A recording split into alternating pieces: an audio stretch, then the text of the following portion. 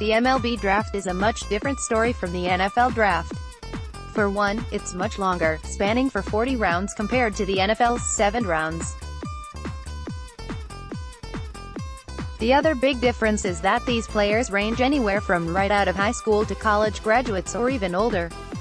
With some of the draftees being so young, they're not usually picked with the expectation of starting right away.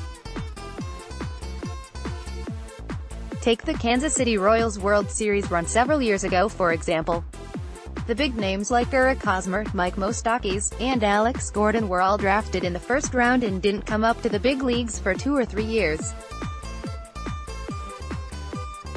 Speaking of those guys, the Royals haven't had as much luck with their early round picks since then.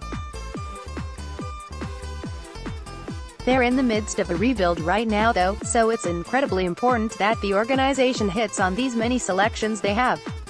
As mentioned above, the Kansas City Royals have 4 picks within the first 40 selections and they have to make those count. Their first selection will be 18th overall and oddly enough, 2 analysts have the Royals going in the exact same direction. Both Mike Axes of CBS Sports and Jonathan Mayo of MLB.com have the Royals selecting outfielder Jordan Adams out of Green Hope High School in North Carolina.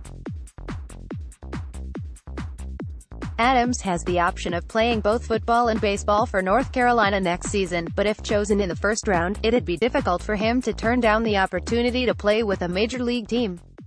With so many early round picks, the Royals have little excuses not to get productive players. They haven't done well with their first-round selections recently, with Bubba Starling and Kyle Zimmer still not having made their MLB debuts.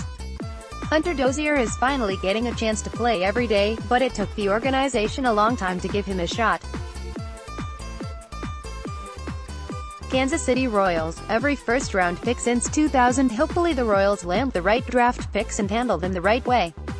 It's true that baseball prospects don't always pan out, in fact, it's common for them not to since there are so many to choose from, but the Royals need these players to come through to speed up their rebuild.